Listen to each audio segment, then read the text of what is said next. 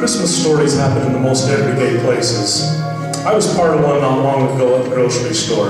I hope I never forget it, though the memory is bittersweet.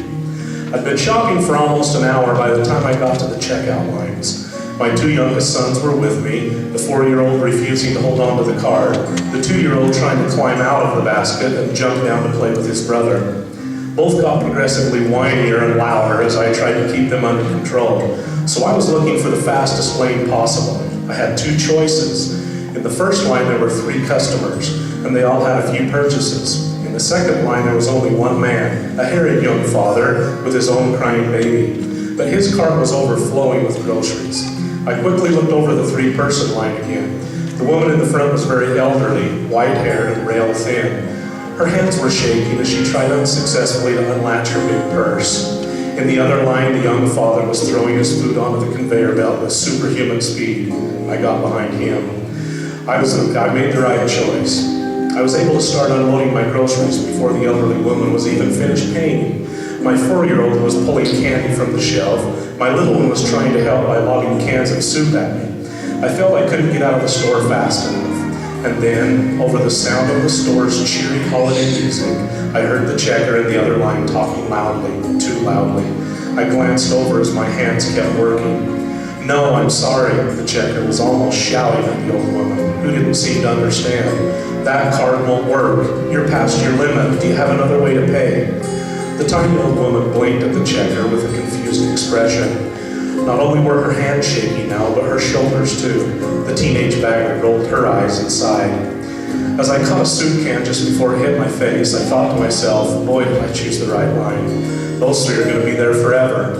My mood was positively smug as the checker began scanning my food. But the smiling woman directly in line behind the elderly lady had a different reaction. Quietly, with no fanfare, she moved to the older woman's side, ran her own credit card through the reader. "Merry Christmas," she said softly, still smiling. Suddenly everyone was quiet. Even my rowdy children paused, feeling the change in the atmosphere. It took a minute for the older woman to understand what happened. The checker, her face thoughtful, hesitated with the receipt in her hand, not sure whom to give it to. The smiling woman took it and tucked it into the elderly woman's bag. "I can't accept," the older woman began to protest, with tears forming in her eyes. The smiling woman interrupted her. "I can afford to do it. What I can't afford is not to do it. Let me help you out," the suddenly respectful bagger insisted, taking the basket and also taking the old woman's arms, the way she might help her own grandmother. I watched the checker in my line pause before she pressed the total key to dab the corner of her eyes with a tissue. Paying for my groceries and gathering my children, I made it out of the store before the smiling woman. I had made the right choice of lanes, it seemed. But as I walked out into the bright December sunshine, I was not only thinking about my luck, but what I could not afford. I could not afford my current self-absorbed frame of mind. I could not afford to have my children learn lessons of compassion only from strangers.